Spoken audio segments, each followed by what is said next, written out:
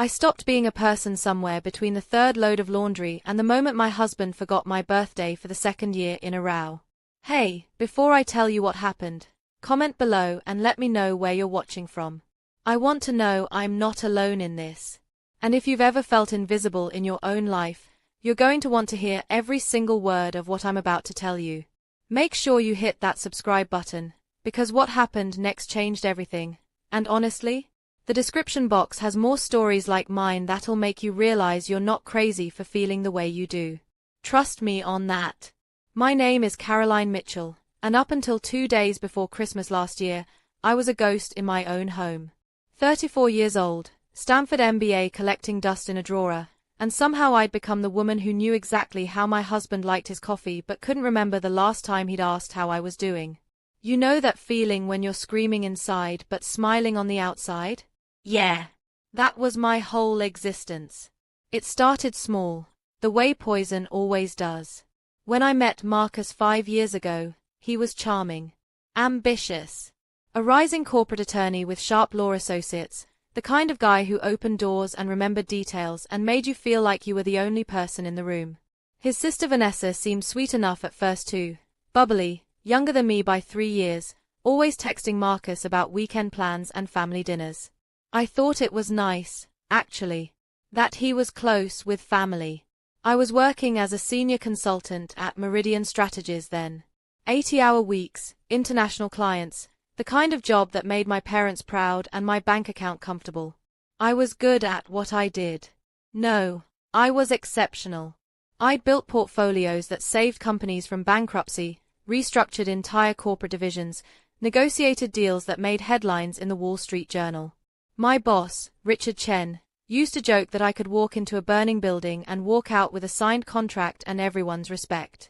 Then I married Marcus, and somehow, slowly, I became the woman who spent her Tuesdays figuring out which dry cleaner could remove red wine stains the fastest. It wasn't dramatic. There was no single moment where I woke up and realized I'd lost myself. It was more like I was standing on a beach, and the tide kept pulling sand from under my feet, and I didn't notice I was sinking until the water was at my neck. First, Marcus mentioned that it would be nice to have home-cooked meals more often since we were married now. Sure, I thought. That's reasonable. Partnership, right? Then it was, could you handle the dry cleaning? I've got this huge case. Then, Vanessa's going through a tough breakup. Maybe she could stay with us for a while. A while turned into 8 months. And somewhere in there, I stopped being Caroline the consultant and became Caroline the coordinator of everyone else's life. I scheduled Marcus's dentist appointments. I organized Vanessa's storage unit when she finally moved out but kept showing up every weekend like we ran a bed and breakfast. I color-coded the meal planning, managed the household accounts, made sure there were always fresh flowers in the entryway because Marcus's colleagues might drop by. I renovated the guest bathroom. I researched vacuum cleaners for 3 days straight because Marcus said the old one was too loud during his conference calls. The thing is, I'd taken a leave from Meridian to focus on family planning. That's what we told people. What it really meant was Marcus wanted kids, and I was 32, and everyone kept making comments about biological clocks, and I thought maybe, if I stepped back, we could build something. A family. A real partnership. But months passed. Then a year. We weren't any closer to having kids. We were barely closer to each other. Marcus worked later and later. Vanessa called constantly with emergencies that required me to drop everything. Her car broke down. She needed help moving furniture. Could I proofread her resume? Could I co-sign for an apartment? Could I? And I said yes. Every single time. Because that's what you do when you love someone, right? You show up. You help their family. You make sacrifices. You be the bigger person. Except nobody was being the bigger person for me. I remember the exact moment I first felt it, that cold, creeping sensation that I wasn't a partner but a service. It was a random Thursday in October.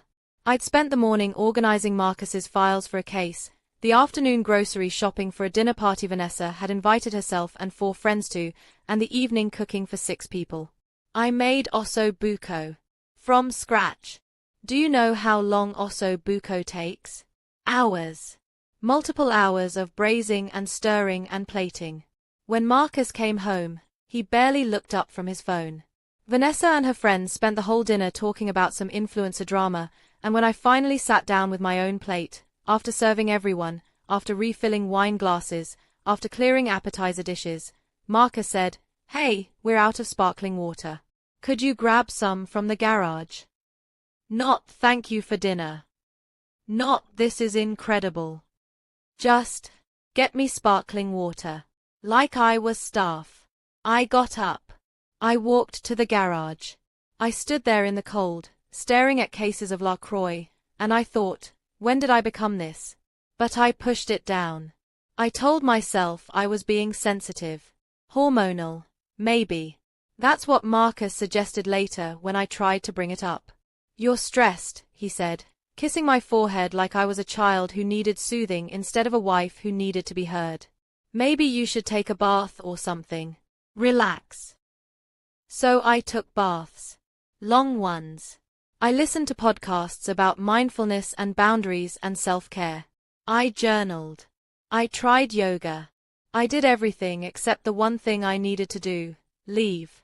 Because leaving meant admitting I'd made a mistake. Leaving meant starting over at 34 with a gap in my resume and a failed marriage and the whispers of everyone who'd been at our wedding. Leaving meant proving my mother right. She'd warned me Marcus had controlling energy. Leaving meant being alone, and I'd spent so much of my 20s alone, grinding through business school and building a career, that I'd convinced myself partnership was supposed to feel like this sometimes. Hard. Thankless. One-sided. But it wasn't supposed to feel like erasure. December rolled around, and with it came the holidays. I should mention that I don't have much family. My parents passed away in a car accident when I was 25, and I'm an only child. The holidays have been hard ever since. Marcus knew this. We'd talked about it. How Christmas made me ache for what I'd lost, how I needed gentleness during this time of year, how I tried to create warmth in our home because I didn't have anywhere else to go. He knew all of that. And then, 2 days before Christmas, he came home with that smirk. That goddamn smirk I can still see when I close my eyes.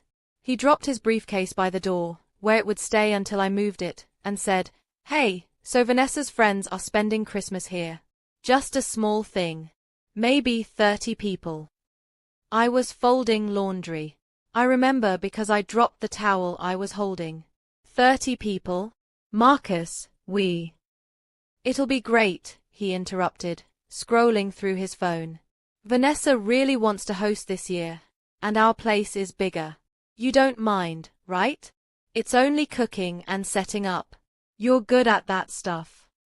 Only cooking and setting up. For 30 people. In 2 days. During the one time of year I asked for peace. And he didn't ask, he told me.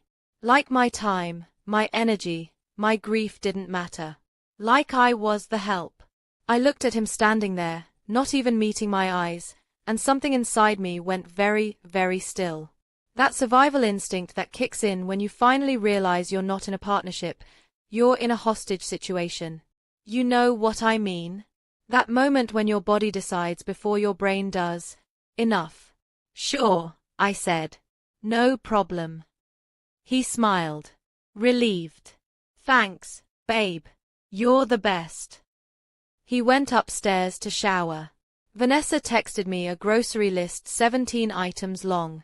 And I stood there in our living room, surrounded by the perfect throw pillows I'd arranged and the scented candles I'd lit and the life I'd built that had somehow become a cage, and I smiled. Because I'd just decided something. Something that would change everything. I wasn't going to cook Christmas dinner for 30 people who saw me as staff. I wasn't going to clean or set up or smile through another holiday where I was everyone's maid and no one's priority. I was going to disappear. And I was going to make damn sure they never saw it coming. You ever notice how the worst decisions get made in the calmest moments? Everyone thinks revenge is hot-blooded, screaming matches, thrown plates, dramatic exits. But real revenge? It's cold. It's calculated. It's smiling while you pack your bags and booking a flight while your husband watches football in the next room, completely clueless. That's exactly what I did. After Marcus went upstairs that night, I sat on the couch with my laptop and my phone and a glass of wine I absolutely deserved, and I started planning. Not frantically. Not emotionally. With the same strategic precision I used to use when I was dismantling corporate problems at Meridian. Treat it like a project, I thought. Define the objective, identify the resources, execute the plan. Objective: make Marcus and Vanessa face consequences for treating me like unpaid labor while showing them exactly who I actually was. Not his maid. Not her event coordinator. Caroline Mitchell, the woman who'd built a career they'd both convinced me to abandon. First, I needed an alibi. Somewhere I could go that was far enough away that I couldn't be guilted into coming back, but explainable enough that they couldn't accuse me of abandoning my responsibilities. I pulled up my email and scrolled back through months of messages I'd been too busy to properly read. There it was, an email from November. Subject line: Caroline, we miss you at Meridian. From Richard Chen, my old boss. He'd been checking in every few months since I'd left, always saying the door was open, always mentioning projects I'd be perfect for. This particular email mentioned a consulting opportunity in Columbus, Ohio. Just preliminary meetings, he'd said, but potentially lucrative for the right consultant. Would I be interested in reconnecting in the new year? I wrote back. Not in the new year. Now. Was the Columbus opportunity still available? Could we discuss it over the holidays? I'd be happy to fly out, meet the client, talk strategy. I kept it professional but eager. The old Caroline. The one who closed deals and commanded rooms. Richard responded within an hour. Even on a random December evening, the man was working. That's the thing about people who are actually successful. They don't clock out of their ambition. His email was enthusiastic. Yes, the client was still interested. Yes, we could meet the 23rd through the 26th if I was available. He'd book me a suite at the Hilton downtown, cover all expenses. It's good to hear from you, Caroline. I always knew you'd come back to this. I smiled at my laptop screen. Phase 1, complete. I had a legitimate, professional reason to be in Ohio over Christmas. A reason that made me look dedicated and ambitious, not petty or vindictive. Next, I needed to make sure I left no room for them to claim I'd sabotaged anything. I wasn't going to be mean, I was going to be absent. There's a difference. Mean would be cancelling orders or hiding ingredients or starting a fight. Absent was simply not doing work that was never my responsibility in the first place. Marcus said Vanessa's friends are spending Christmas here. Not we're hosting. Not let's plan together. He'd volunteered me without consent, and now I was volunteering myself. I opened the Notes app on my phone and started typing a message. I revised it 4 times until the tone was perfect. Concerned, apologetic, just regretful enough to seem genuine. Marcus, something came up with work. Richard Chen reached out about an urgent consulting opportunity in Columbus, and I need to fly out tomorrow night. I know the timing is terrible with Vanessa's Christmas party, but this is a huge opportunity one can't pass up. You understand, right? I'm sure you and Vanessa can handle things. Maybe order catering? I'm so sorry. Love you. See. I didn't send it yet. Timing was everything. If I sent it too early, he'd try to talk me out of it or guilt me into cancelling. Too late, and I'd seem spiteful. I'd send it tomorrow afternoon, after I'd already packed, already called a car to the airport, already made myself unreachable. Then I went upstairs, stepping quietly past the bedroom where Marcus was already asleep. He could fall asleep anywhere, anytime, the sleep of someone with no guilty conscience, and went to the guest room closet. My suitcase was buried behind Marcus's golf clubs and boxes of Vanessa's stuff she'd never picked up. I pulled it out, dusted it off, and started packing. Professional clothes. The good stuff I hadn't worn in over a year. My black Armani suit that made me look like I could buy and sell you. The silk blouses I'd relegated to the back of the closet. Heels that weren't practical for grocery shopping but made a statement in boardrooms. I packed my makeup, the real makeup, not just the mascara and chapstick I'd been wearing around the house. I packed my leather portfolio with my business cards, even though they were probably outdated. I packed my good jewelry, the pieces I'd bought for myself when I closed big deals. Packing felt like excavation. Like I was digging through layers of who I'd become to find artifacts of who I used to be. Every item I folded into that suitcase was a small reclamation. I am not just Marcus's wife. I am not just Vanessa's free labor. I am Caroline Mitchell, and I used to matter. It was after midnight when I finished. I hid the suitcase in the guest room closet again, behind the golf clubs, where Marcus would never think to look. Then I climbed into bed next to my husband, who was snoring softly, completely oblivious to the fact that his wife was planning an exit strategy 3 feet away from him. I didn't sleep much. My mind was racing, running through scenarios. What if Marcus somehow figured it out? What if Vanessa called and asked why I wasn't answering logistics questions? What if Richard's Columbus opportunity fell through and I looked insane? But every time doubt crept in, I remembered Marcus's face when he told me about the party. That casual dismissal. You're good at that stuff. Like planning and cooking and hosting 30 people was some innate skill I'd been born with rather than labor I'd been conditioned to perform. The next morning, December 22nd, I woke up before Marcus and went through my normal routine. Coffee. Breakfast. I even made him eggs and toast, because I wasn't trying to tip him off. When he came downstairs, he kissed my cheek and grabbed his briefcase and said, "Don't forget Vanessa's sending over the final head count today. Might be closer to 35 now." 35 people. I smiled. Got it.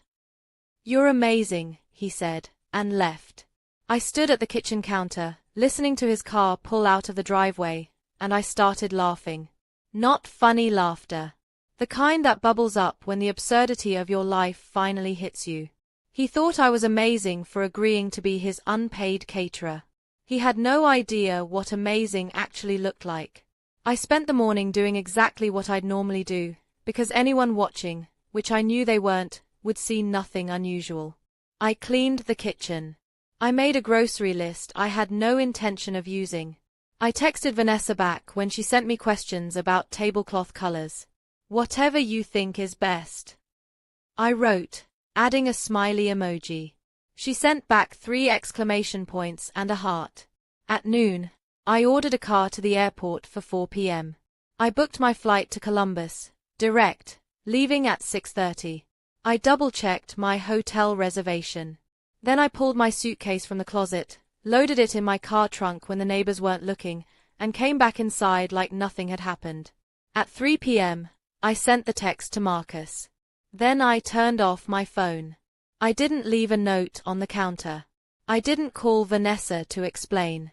I didn't do anything except grab my purse, my suitcase from the trunk, and get in the car when it arrived at exactly 4 p.m. Professional. Calm. Decided. The driver tried to make small conversation. "Holiday travel?" he asked. "Work trip," I said, watching my house disappear in the rearview mirror. "That's too bad. Missing Christmas." I smiled. "Actually, I think it's going to be the best Christmas I've had in years." He looked confused but didn't push it. I spent the drive to the airport imagining what would happen tomorrow. Marcus and Vanessa waking up, realizing I wasn't there, checking their phones, reading my text. The moment it would sink in that there was no food prepped, no house decorated for 35 guests, no Caroline to fix it all. I imagined Marcus calling me, panicking, Vanessa freaking out, the two of them scrambling to figure out what to do while their friends and family showed up expecting a feast. And me. I'd be in Ohio. Unavailable. Unreachable. Doing exactly what I'd been told wasn't important, my career. By the time I boarded the plane, I felt lighter than I had in years. Like I'd been holding my breath underwater and finally surfaced. I ordered a gin and tonic from the flight attendant, something I never did, but Caroline the consultant? She drank gin and tonics on flights. She expensed them. As the plane took off, I looked out the window at the city lights below, spreading out like stars, And I thought about something my mother used to say when I was young: never make yourself small for someone who refuses to see how big you actually are. I'd made myself so small. For so long. I'd folded and compressed and diminished myself until I fit into the box Marcus and Vanessa had built for me. But boxes can only hold you if you stay inside them. And I was done staying. If you're watching this and you've ever felt like you're giving everything while getting nothing back, drop a comment. Tell me I'm not alone. Because what happened next? It's going to make you believe in karma. Check the description for more stories like this. You're going to want to hear them all. Landing in Columbus felt surreal, like stepping into a parallel universe where I was still the person I used to be. The air was colder than home, sharp, biting, the kind of December cold that wakes you up. I grabbed my suitcase from baggage claim, called a car, and watched the city slide past the windows as we drove toward downtown. It looked beautiful, actually. Holiday lights strung across buildings, wreaths on lampposts, that specific kind of festive energy cities have right before Christmas when everyone's rushing to finish shopping and get home. I checked into the Hilton just after 10 p.m. The lobby was all marble and soft lighting and the smell of pine from a massive Christmas tree in the corner. When I gave my name at the front desk, the woman smiled and said, "Ah yes, Ms. Mitchell. Mr. Chen arranged a suite for you. Top floor. We hope you enjoy your stay." Ms. Mitchell. Not Mrs. Not Marcus's wife. Just me. My name. My reservation. I nearly cried right there at the check-in desk, but instead I smiled and said thank you and took the key cards and rode the elevator up to the 15th floor in silence. The suite was ridiculous. Floor-to-ceiling windows overlooking the city, a king bed with what felt like 1,000 thread count sheets, a separate living area with a couch and desk, a bathroom with a soaking tub I immediately wanted to live in. I dropped my suitcase by the door and just stood there for a minute, taking it in. When was the last time I'd stayed in a hotel? When was the last time I'd had a space that was entirely mine, where no one needed anything from me? I couldn't remember. I ordered room service, a Caesar salad and a bottle of wine, because I was celebrating and I didn't have to justify it to anyone, and then I did something I hadn't done in over a year. I turned my phone back on. The messages came flooding in immediately.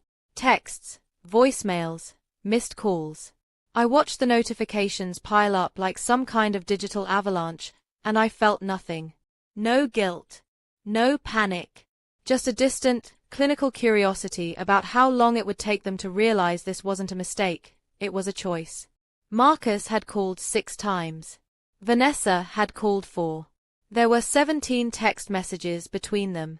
I opened Marcus's first. 3:47 p.m. Got your text. Call me. 4:23 p.m. Caroline, this isn't funny. You can't just leave. Call me back. 5:15 p.m. Where are you? Vanessa is freaking out. We need you here. 6:02 p.m. This is really immature. I don't know what you're trying to prove, but you need to come home. 7:34 p.m. Fine. Don't answer. We'll figure it out ourselves. 8:56 p.m. Are you seriously not going to respond? Do you have any idea how stressful this is? I almost laughed at that last one. Stressful. He thought one evening of having to handle his own party was stressful. Try being invisible for 3 years, Marcus. Vanessa's messages were somehow worse. More manipulative. More focused on making me feel guilty. 4:01 p.m. Caroline. Marcus said you left. What happened? Are you okay? 4:45 p.m. I'm so confused. Is everything all right? Did we do something wrong? 5:52 p.m. Everyone's asking me about the menu and I don't know what to tell them. Can you at least send me your recipes? 6:38 p.m. This is really unfair. These people are my friends and you're making me look bad. 8:12 p.m. Marcus is really upset. I've never seen him like this. I hope you're happy. That last message was the one that made me pour another glass of wine. I hope you're happy. As if happiness was something I'd taken from them instead of something they'd taken from me. as if my absence was a weapon rather than self-preservation. I didn't respond to any of them. Instead, I took a bath.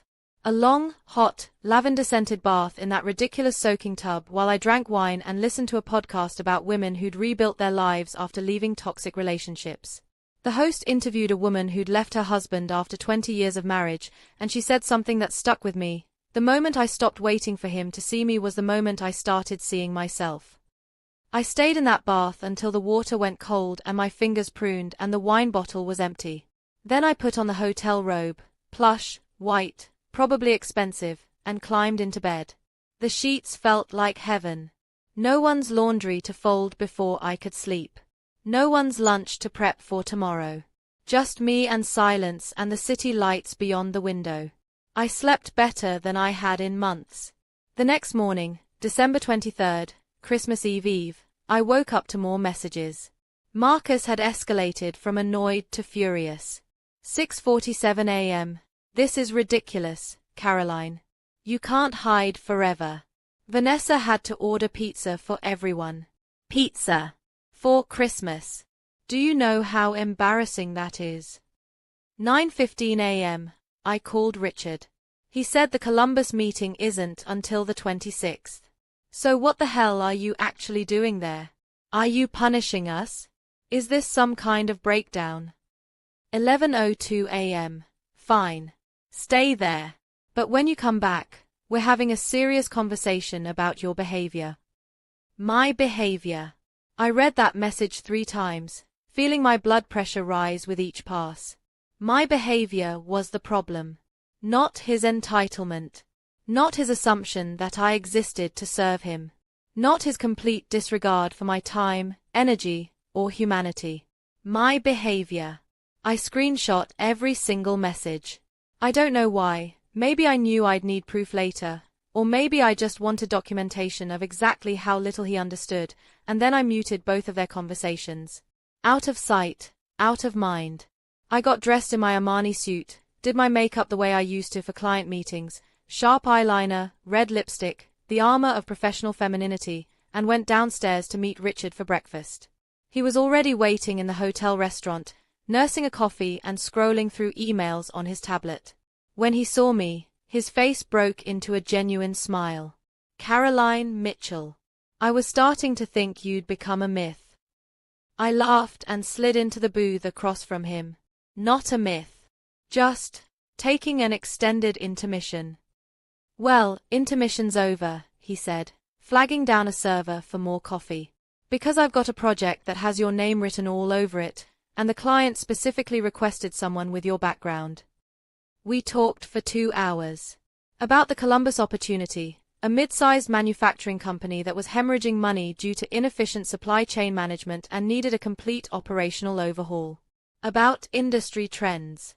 About my time away from consulting. Richard didn't pry, which I appreciated, but he did say something that landed. You know, when you left, I thought you'd be back within 6 months. You're not the kind of person who's built for domesticity. No judgment. It's just who you are. You're a problem solver. You need challenges. He wasn't wrong. I'd spent 3 years trying to be someone I wasn't because I thought that's what marriage required. But maybe the problem wasn't marriage. It was marrying someone who wanted me smaller instead of bigger. By the time breakfast ended, I'd agreed to take the Columbus project. It would start in January, run for 6 months, require me to be on site 3 weeks out of every month. It was exactly the kind of intensive, demanding, high-stakes work I used to thrive on. The kind of work that wouldn't leave room for cooking elaborate dinners or managing someone else's social calendar. I'll send the contract over this afternoon, Richard said as we stood to leave. Welcome back, Caroline. We missed you. I spent the rest of the day exploring Columbus. It felt frivolous and rebellious and absolutely necessary. I walked through the short North Arts District, browsing galleries and boutiques I had no real interest in but enjoyed anyway because I could. I had coffee at a local cafe where the barista asked what brought me to town and I said, work, and she said, on Christmas Eve, and I said, the best opportunities don't wait for convenient timing, and I actually believed it. I bought myself a cashmere scarf. Dark green, soft as clouds, Expensive enough that the old me, the one who'd been budgeting Marcus's dry cleaning and Vanessa's storage fees, would have felt guilty about it. But the new me, the one who'd just signed a six-figure consulting contract, she paid with her own credit card and didn't think twice. My phone buzzed occasionally with new messages from Marcus and Vanessa, but I didn't check them. Whatever crisis they were manufacturing, whatever guilt they were trying to serve, I wasn't hungry for it anymore. They'd made their bed, or rather, they'd expected me to make it, and now they could lie in it. That evening, I ordered room service again and worked on my laptop, reviewing files Richard had sent over about the Columbus client. It felt good. Necessary. Like stretching muscles I'd forgotten I had. I lost track of time, the way I used to when I was deep in a project, and when I finally looked up, it was after midnight. Christmas Eve. I thought about Marcus and Vanessa in our house. My house, the one I'd decorated and maintained and filled with life while they took and took and took. I thought about them scrambling to figure out last-minute catering, fielding questions from guests about where I was, probably making me the villain in whatever story they'd concocted to explain my absence. And then I stopped thinking about them. Because you know what? They didn't deserve my energy. Not my labor, not my thoughts, not my guilt. They'd had 3 years of me bending myself into shapes that fit their needs. They didn't get another minute. I climbed into that perfect hotel bed, turned off the lights, and watched the city sparkle below my window. Somewhere in the back of my mind, a small voice whispered, "What happens when you go home?" But I silenced it. Because I wasn't sure I was going home at all. Christmas morning in a hotel room hits different when you're used to spending the holiday orchestrating everyone else's happiness. I woke up to silence. No alarms, no rushing to start coffee, no mental checklist of what needed to be prepped or wrapped or managed. Just me, soft sheets, and winter sunlight filtering through the curtains. It felt like the first real breath I'd taken in years. I ordered breakfast from room service, French toast, bacon, fresh fruit, orange juice, and ate it slowly while scrolling through the news on my tablet. There were probably a dozen new messages on my phone, but I'd learned to stop checking first thing in the morning. That's a boundary, apparently. Who knew? Around 10 a.m., my phone rang. Not a text, an actual call. I glanced at the screen. Marcus. Part of me wanted to let it go to voicemail like all the others, but something made me answer. Maybe I wanted to hear what he'd say. Maybe I wanted him to finally understand what he'd lost. Maybe I was just bored. Hello. I kept my voice neutral. Pleasant. Even. Caroline. He said my name like an accusation. Are you serious right now? It's Christmas morning and you're still in Ohio. Yes, Marcus. I told you, work opportunity. It's a big deal. It's Christmas, he repeated, like I'd somehow missed that detail. You don't just leave your family on Christmas. I almost laughed. Family. As if I'd been treated like family and not like staff.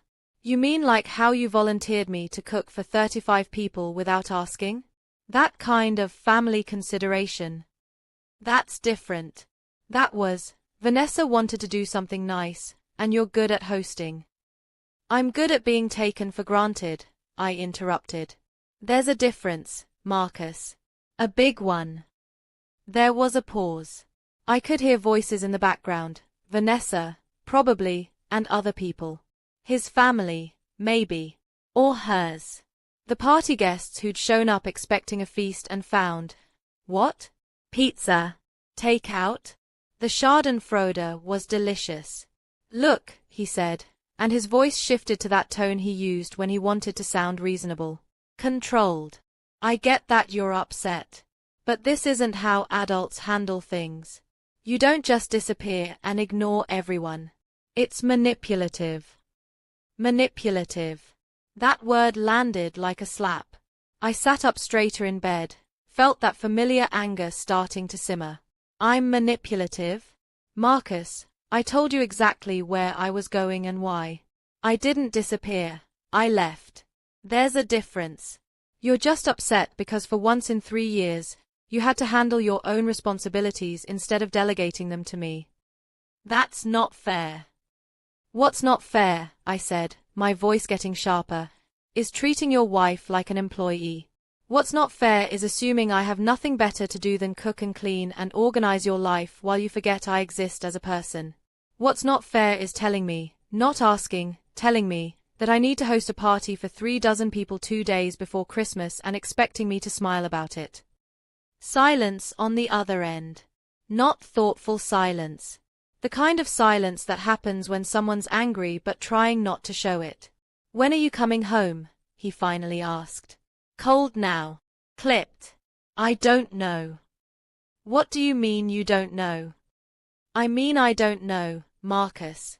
I have meetings through the 26th, and honestly, I'm not in a rush to come back to a place where I'm only valued for what I can do for other people. You're being dramatic. And you're being dense, I shot back. But I guess that's nothing new. I hung up before he could respond. My hands were shaking, not from fear or regret, but from adrenaline. From finally saying the things I'd been swallowing for years. I'd spent so long being the peacekeeper, the accommodator, the woman who made herself easier to deal with, that speaking my actual mind felt foreign and exhilarating and terrifying all at once. Another call came through immediately. Vanessa this time. I let it ring. Then a text from her. Caroline, please. Marcus is really upset. Can we just talk? I don't understand what happened. What happened? As if it were some mysterious event instead of the inevitable consequence of being treated like garbage. I typed and deleted 3 different responses before finally sending, I needed space. That's what happened. Her reply was instant. Space from what? We didn't do anything wrong. You're the one who left. I stared at that message for a long time. The genuine confusion in it. The complete lack of self-awareness. They truly didn't see it.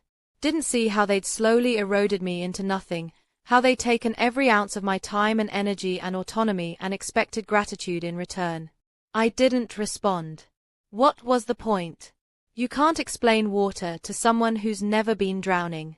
Instead, I got dressed and went to the hotel gym.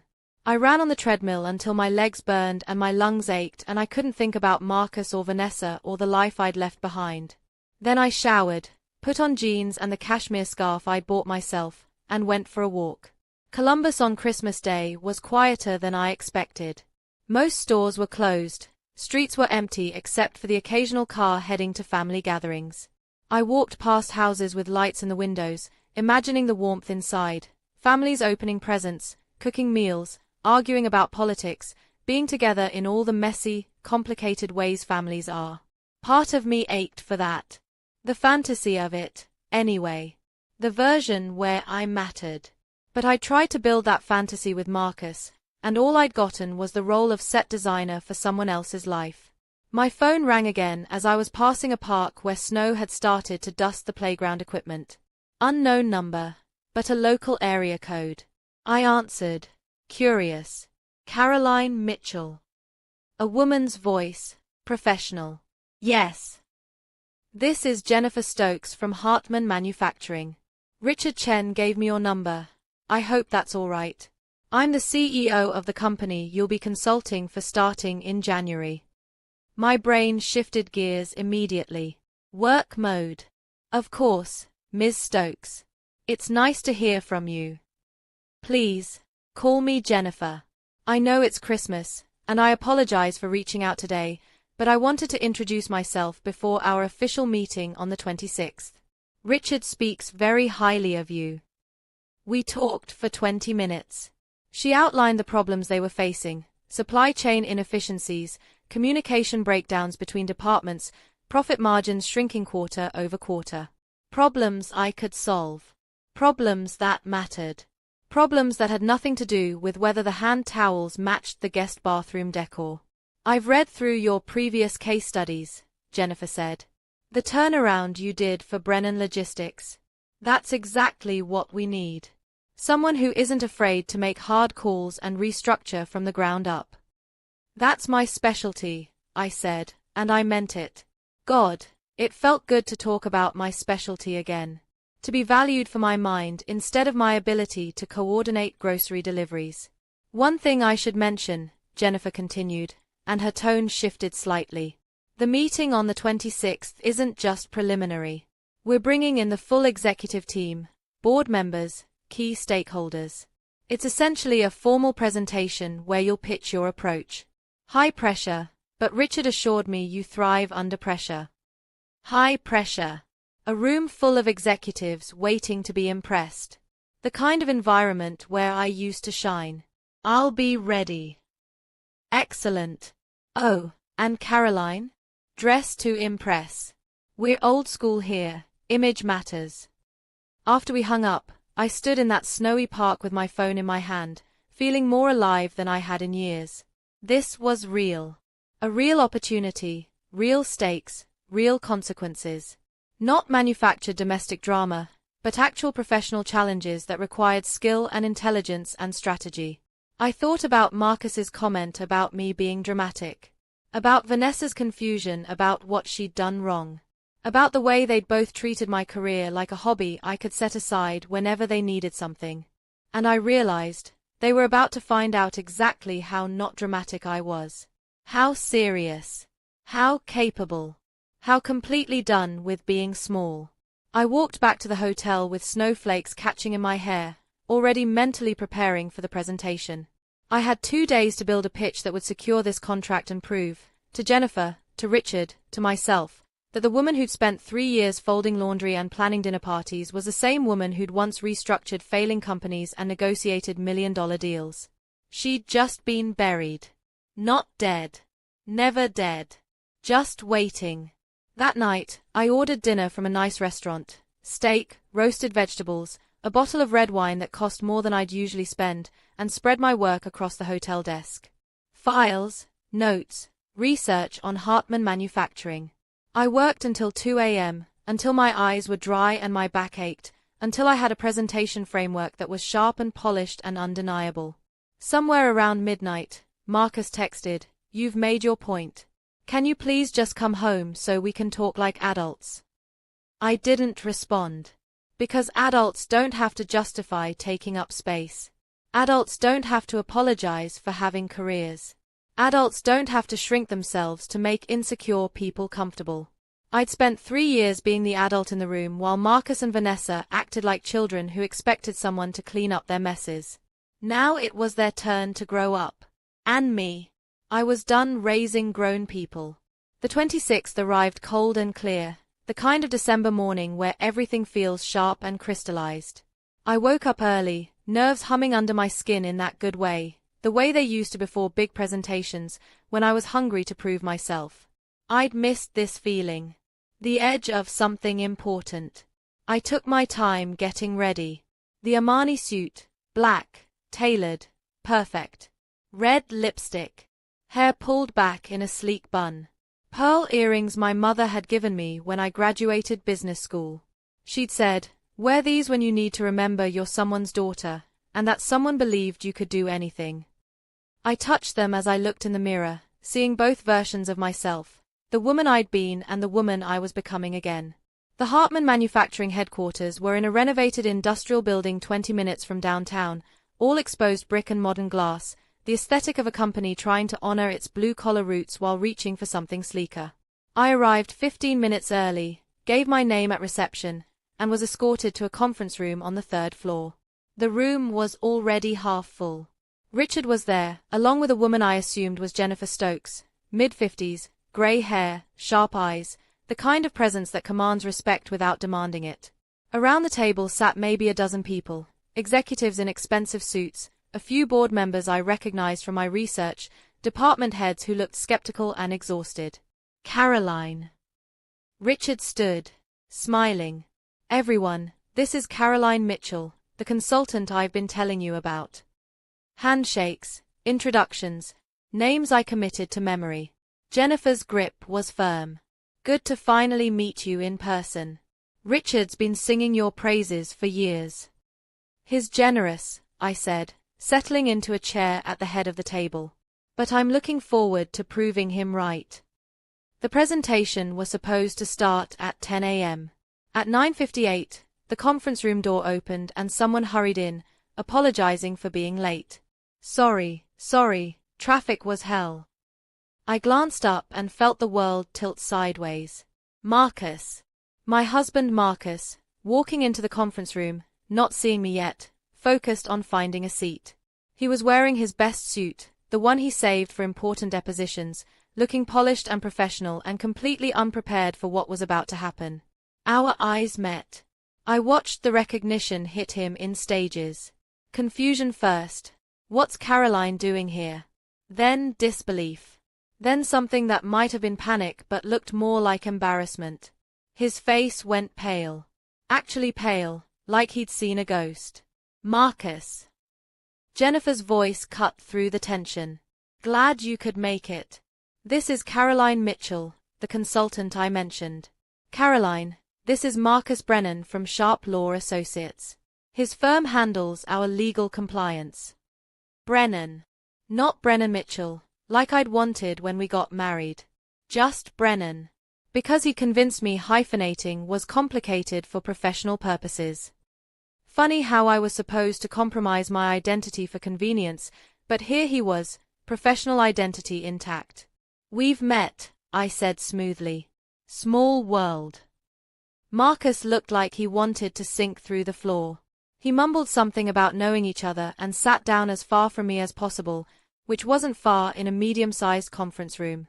I could feel his eyes on me, could practically hear his brain scrambling to make sense of this. Caroline? Here. At a client meeting? But she's supposed to be home. Cooking. Cleaning.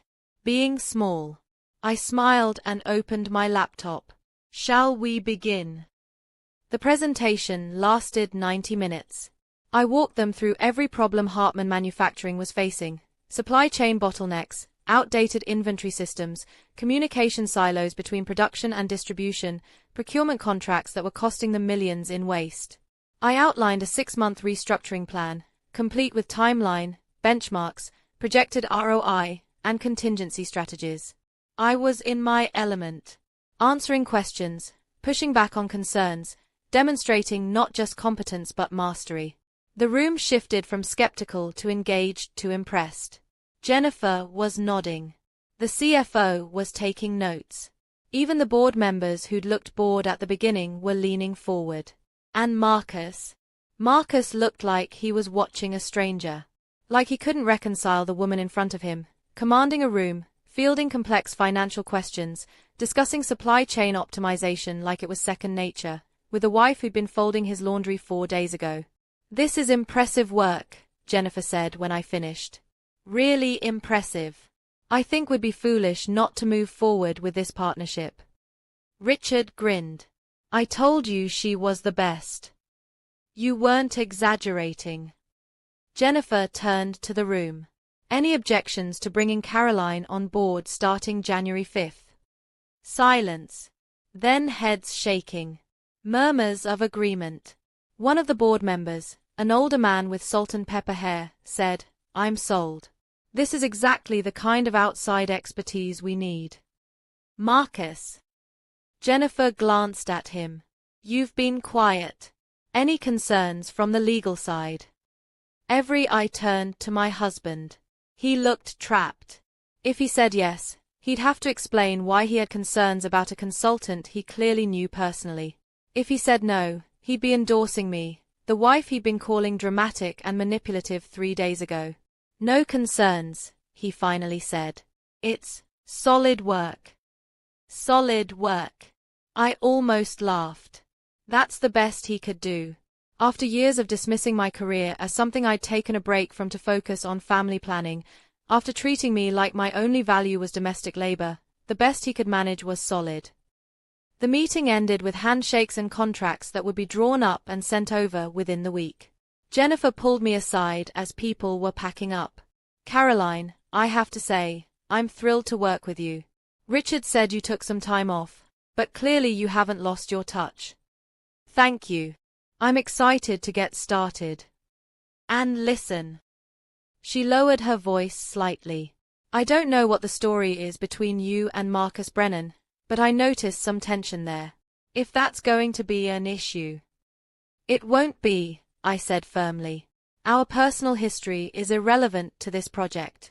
I'm here to do a job, and I'm very good at my job. She studied me for a moment, then nodded. Fair enough. See you in January. As the room cleared, Marcus lingered. Richard had already left, along with most of the executives. It was just us and a couple of department heads gathering their things. Marcus waited until they left, then approached me slowly, like I was something dangerous. Caroline. His voice was low, strained. What the hell is going on? I packed my laptop deliberately, taking my time. What's going on is I'm consulting for Hartman Manufacturing. You were at the meeting, I thought that was clear. You know what I mean. This whole thing, leaving on Christmas, ignoring our calls, and now this? Were you planning this the whole time? I looked at him. Really looked at him. At the man I'd married, who'd somehow become a stranger. Or maybe I'd been the stranger all along, and he'd never bothered to learn who I actually was. No, Marcus. I wasn't planning anything. I was surviving. There's a difference. That's not an answer. Yes, it is, I interrupted. You just don't like it. You want me to apologize for prioritizing my career, for taking an opportunity that mattered to me, for not being available to cook and clean and host your sister's friends. But I'm not going to apologize. Not anymore. He ran a hand through his hair, frustrated. This isn't about cooking or cleaning. This is about you shutting me out, disappearing, acting like I'm some kind of villain. You made me feel like staff, Marcus, for 3 years. And when I finally stood up for myself, you called me dramatic and manipulative. So yeah, I shut you out. Because staying open to someone who doesn't see you is just self-destruction with extra steps. I never treated you like staff. You told me I was good at hosting, I said quietly. Like it was a compliment. Like planning and cooking for 36 people was just some inherent skill I had instead of labor you expected. You volunteered my time without asking. You forgot my birthday. Twice. You never once asked how I was doing or what I needed or if I was happy. So don't stand here and tell me you didn't treat me like staff, because staff actually gets paid. The silence between us felt enormous. Marcus opened his mouth, closed it, opened it again. I didn't realize. That's the problem, I said, picking up my bag. You didn't realize because you didn't look. And I stopped waiting for you to see me. I walked past him toward the door. His hand caught my arm, gentle but desperate. Caroline, please. Can we talk? Really talk? I looked down at his hand on my arm, then up at his face. He looked lost. Genuinely lost, maybe for the first time since I'd known him. Part of me wanted to feel sorry for him. Part of me wanted to relent, to soften, to be the peacekeeper I'd always been.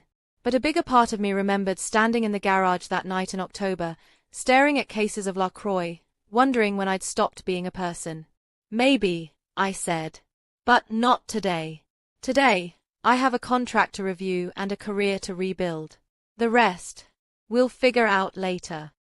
I pulled my arm free and walked out, leaving him standing in that conference room, probably for the first time in our marriage truly understanding that I wasn't coming back just because he wanted me to. And God, it felt good. If you've ever walked away from someone who took you for granted, drop a comment. Tell me what happened. Because what came next, trust me, you're going to want to hear this. And check that description box for more stories exactly like this one. I spent the rest of that day in the hotel lobby cafe, reviewing the contract Jennifer had promised to send, answering emails from Richard about logistics, and trying to process what had just happened. Seeing Marcus in that room, watching his face drain of color when he realized his dismissed, dramatic wife was actually the consultant his company desperately needed, it was the kind of vindication that should have felt triumphant. Instead, I just felt tired. Not regret. I need to be clear about that. But tired in the way you are after carrying something heavy for too long and finally setting it down. Relief mixed with exhaustion mixed with the strange grief of realizing the person you married never really knew you at all. Marcus texted around 3 p.m. I'm staying in Columbus tonight.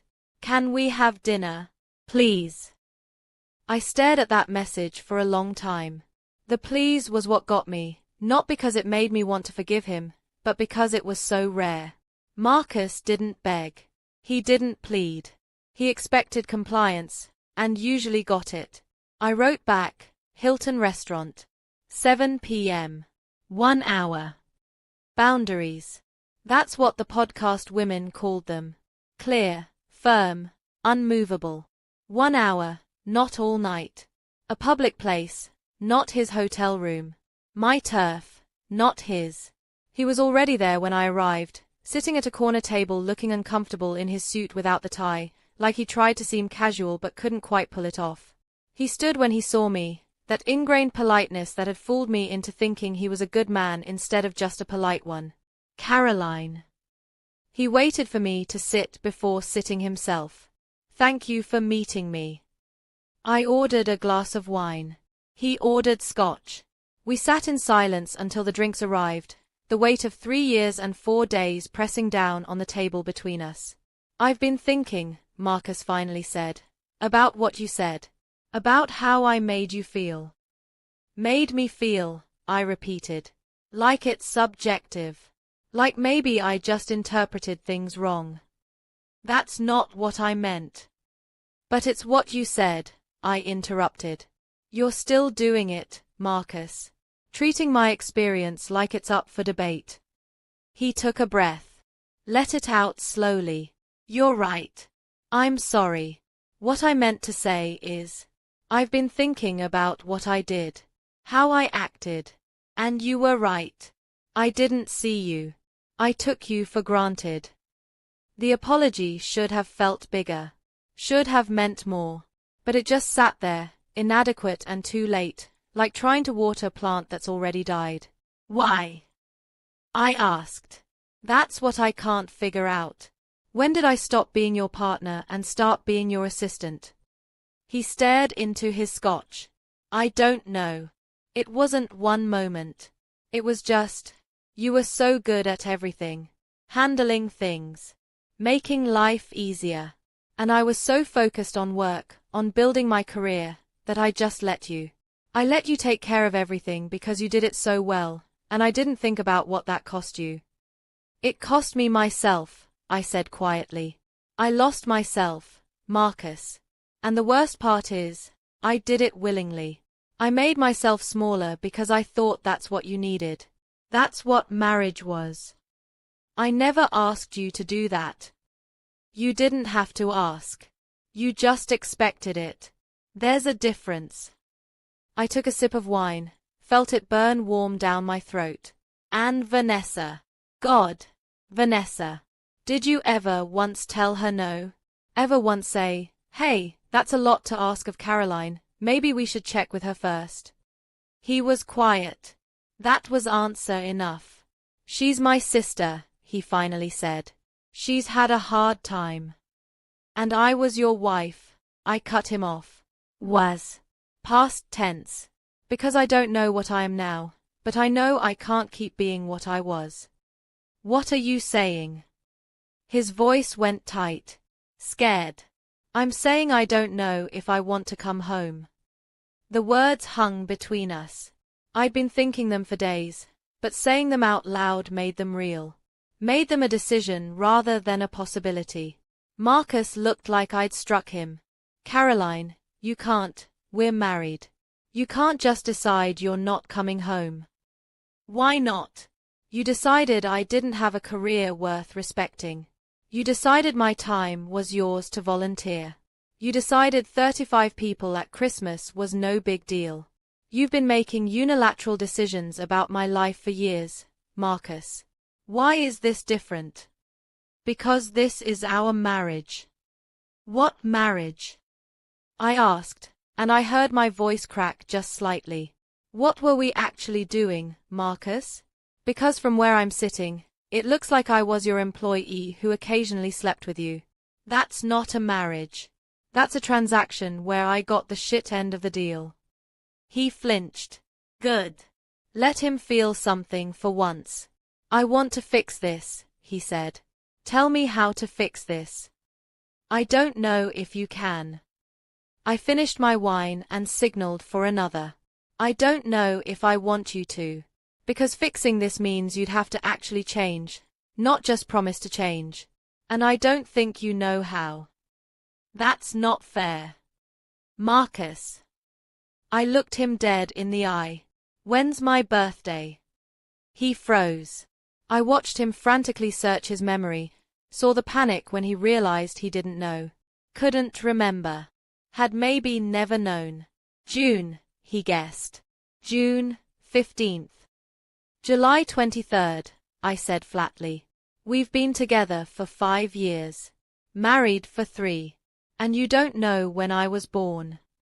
The shame on his face should have felt satisfying, but it just felt sad.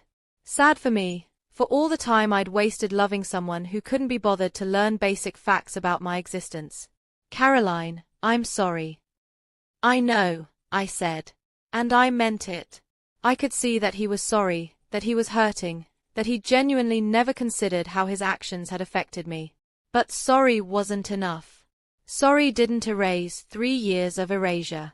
Sorry didn't rebuild a person who'd been dismantled piece by piece.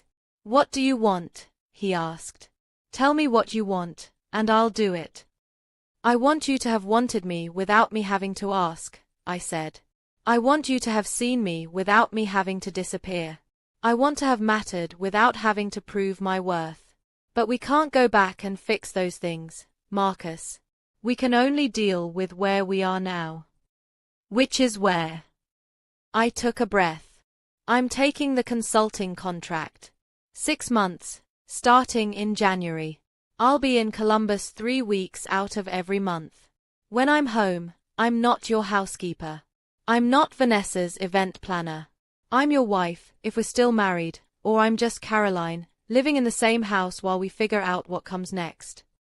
You're giving up on us, he said. No, I corrected. I'm giving myself a chance. There's a difference. We sat there for the full hour I'd promised him. He asked questions I didn't have answers to. Could he visit me in Columbus? Did this mean we were separating? What would we tell people? And I gave him the only honest response I had. I don't know. I need time. I need space. I need to remember who I am when I'm not trying to be who you need. When the hour was up, I stood to leave. He grabbed my hand across the table, desperate. I love you, Caroline. I know I haven't shown it, but I do. Please don't give up on us. I looked down at our hands. His grip was tight, pleading. Mine was limp, tired. I love you too, I said, and I was surprised to find I meant it. But I don't know if love is enough when respect is missing. And I don't know if I respect you anymore, Marcus. That's the truth. I pulled my hand away and walked out of the restaurant, leaving him sitting there alone with a half-finished scotch and the consequences of his choices. Back in my hotel room, I let myself cry. Not for the marriage I was losing, but for the years I'd lost trying to save it. For the woman I'd been at 29, ambitious and confident and full of fire, who'd somehow convinced herself that being soft would make her lovable. For every time I'd apologized when I should have been angry. For every dinner I'd cooked while swallowing resentment. For every version of myself I'd pruned away to fit into the small space Marcus had allotted for me. I cried until my eyes were swollen and my throat was raw, and then I washed my face and climbed into bed and slept the dreamless sleep of someone who'd finally told the truth. The next morning, I flew home. Not because Marcus wanted me to, but because I had things to pack, arrangements to make, a life to reconfigure. The house felt different when I walked through the door, smaller somehow, like I'd outgrown it in the 4 days I'd been gone. Marcus wasn't there. Probably staying at a hotel, giving me space. Vanessa had left 3 more texts asking if I was okay, if she could help with anything, if maybe we could talk. I deleted them without responding. I spent the day packing for Columbus. Professional clothes, toiletries, my laptop and files, Books I'd been meaning to read. I packed like I was moving, not visiting, because maybe I was. Maybe Columbus was my fresh start, and this house was just where I kept my stuff. As I was folding clothes into a suitcase, I found a photo album buried in the back of the closet. Our wedding album. I sat on the floor and flipped through it, me in white, Marcus in a tux, both of us smiling like we knew something everyone else didn't. My mother's earrings catching the light. The vows we'd written ourselves, promising partnership and support and forever. There's a photo near the end where I'm laughing at something, head thrown back, joy radiating from every pixel. I stared at that photo for a long time, trying to remember when I'd last laughed like that. Trying to remember when joy had been my default instead of resignation. I couldn't remember. And that's how I knew I was making the right choice. I closed the album and tucked it back in the closet. Some things were worth keeping, even if they hurt to look at. Some things needed to be remembered, even if you couldn't go back to them. And some things, some versions of yourself, needed to be left behind so you could become who you were always meant to be. January 5th came fast. I'd spent the week between Christmas and New Year's in a strange limbo, physically in the house Marcus and I shared, emotionally already gone. We moved around each other like polite strangers, him trying to talk, me deflecting, both of us pretending this was normal. Sustainable. Fine. Vanessa showed up on New Year's Eve, unannounced, with apologies and explanations I didn't ask for. I let her talk, something about not realizing how much she'd asked of me, about Marcus being stressed, about family being complicated. I listened with the detached interest of someone watching a play they'd already seen, and when she finished, I said, "I appreciate you coming by." Nothing more. No absolution.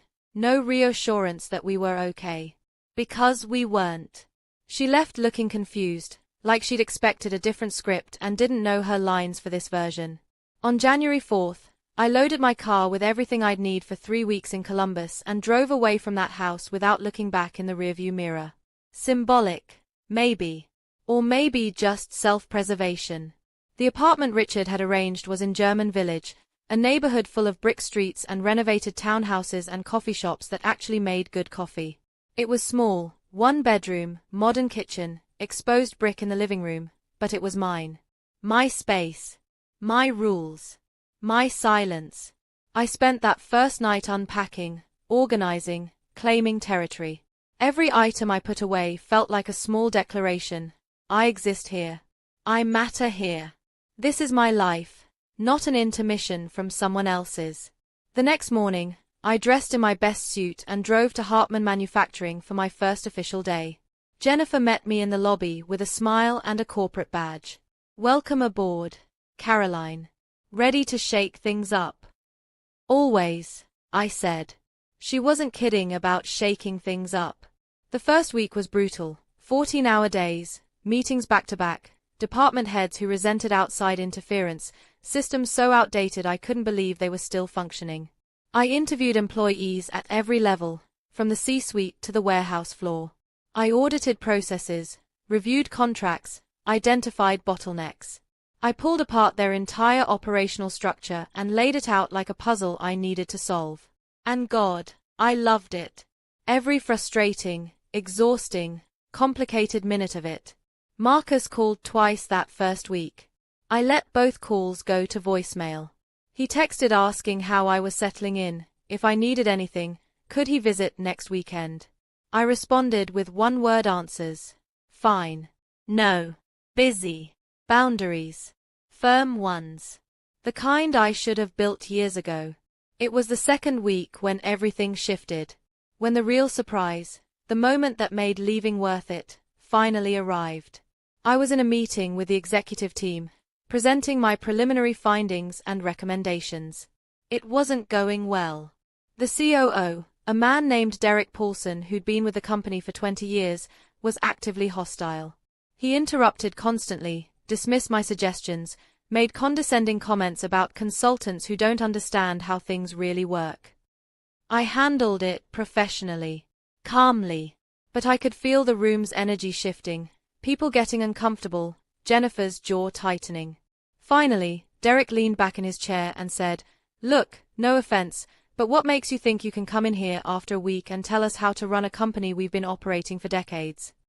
The room went silent. Everyone looked at me, waiting.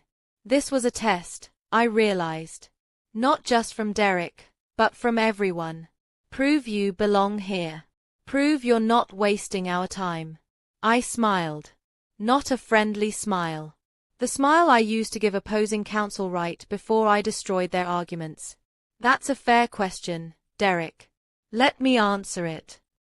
I pulled up a slide on my laptop, financial projections I'd been saving for exactly this moment. In the last 3 years, Hartman Manufacturing's profit margins have decreased by 34%. You're hemorrhaging money through supply chain inefficiencies, outdated inventory management, and procurement contracts that are costing you approximately $2.3 million annually in unnecessary expenses. You have a 40% turnover rate in your production staff, which costs you another $1.8 million in recruitment and training. And your delivery times have increased by 27%, which means you're losing contracts to competitors who can move faster. I looked around the room. Everyone was staring at the numbers. Hard numbers. Undeniable numbers. You've been running this company the same way for decades, and that's exactly the problem, I continued. What worked in 2005 doesn't work in 2025. Markets change. Technology changes. Consumer expectations change. And if you don't change with them, you die. Not dramatically. Just slowly, profit loss by profit loss, until one day you realize you're irrelevant. Derek's face had gone red. Those numbers are accurate, Jennifer interrupted. I've seen the same data. Caroline's right. She's been here a week. And she's already identified problems we've been ignoring for years, Jennifer said firmly. Which is exactly why we hired her. So I suggest you listen to what she has to say, Derek, because your way clearly isn't working. The rest of the meeting was tense but productive. Derek shut up. The other executives started asking real questions, engaging with my proposals instead of defending the status quo. And when the meeting ended, Jennifer pulled me aside. That was well handled, she said. Derek needed to be put in his place. He's been undermining every change initiative we've tried to implement. Is he going to be a problem going forward? She smiled. Not after I have a private conversation with him this afternoon.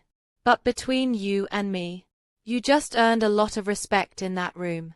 People are starting to realize we didn't hire you to make them comfortable. We hired you to make them better. Walking back to my temporary office, I felt something I hadn't felt in years. Proud. Actually, genuinely proud of myself. Not for making other people happy or managing crises that weren't mine, but for being good at something that mattered. For using my brain. For commanding respect instead of begging for it. My phone buzzed. A text from Richard. Heard you handled Derek Paulson like a pro. Told you you hadn't lost your touch. I smiled and wrote back, never lost it. Just misplaced it for a while. That evening, I was working late in my office. Door open, lights dim except for my desk lamp, completely absorbed in rebuilding Hartman's supply chain framework, when someone knocked on the doorframe. I looked up. Marcus.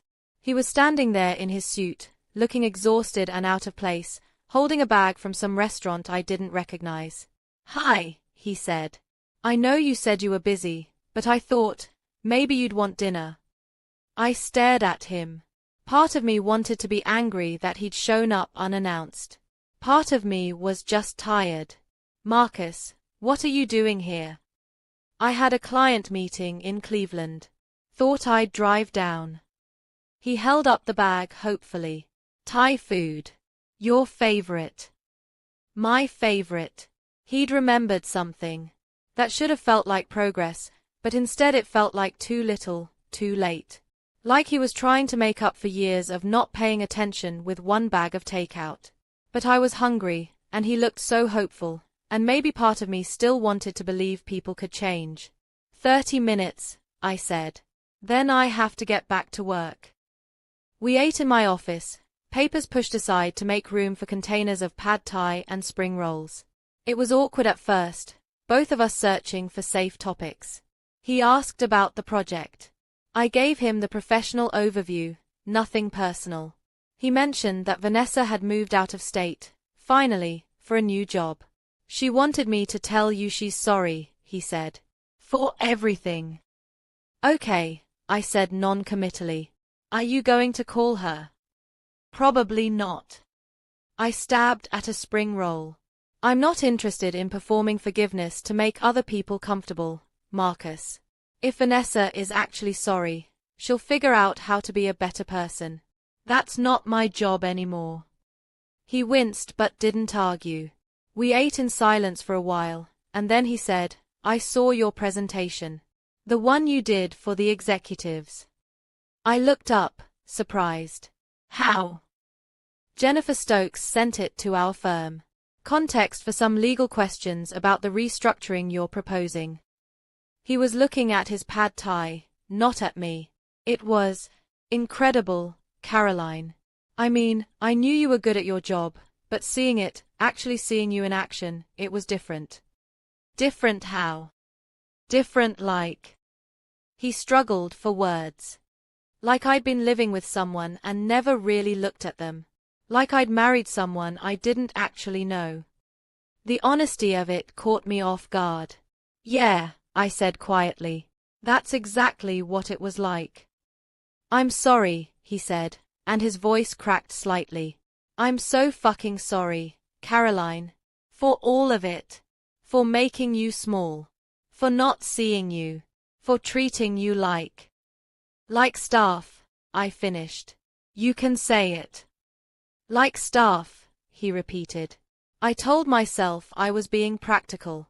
That we were dividing responsibilities.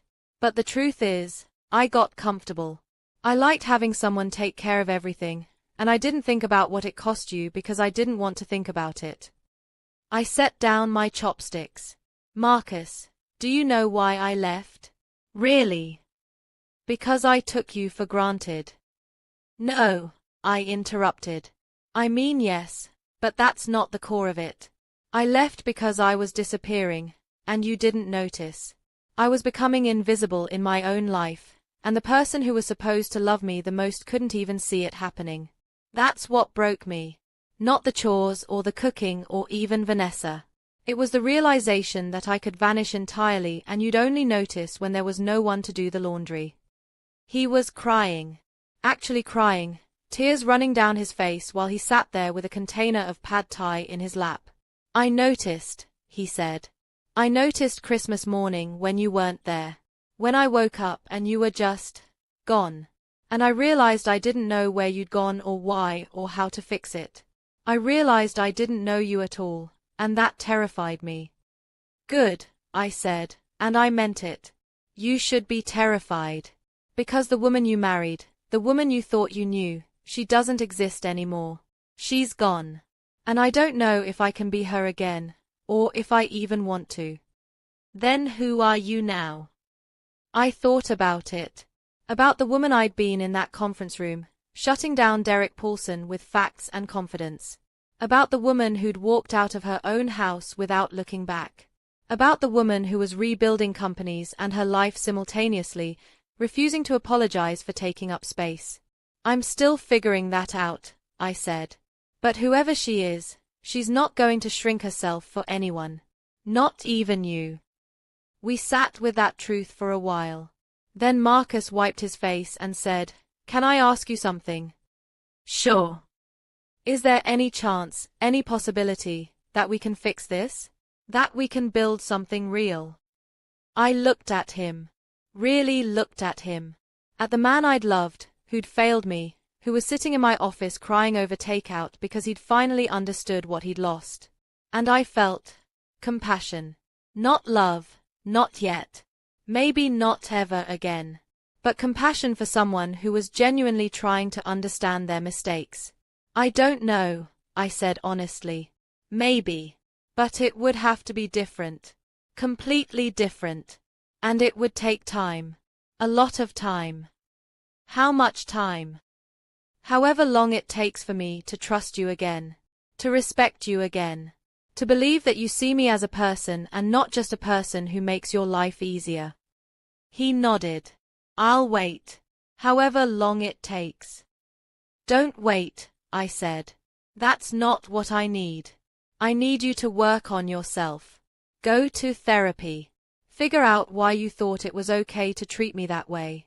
Learn what partnership actually means. Become someone who deserves what I have to offer, because right now, you're not. It was harsh, but it was true. And I was done softening truths to protect feelings. Marcus left 20 minutes later, looking shell-shocked but determined. After he was gone, I sat in my office staring at the remnants of our dinner, feeling something I couldn't quite name. Not satisfaction. Exactly.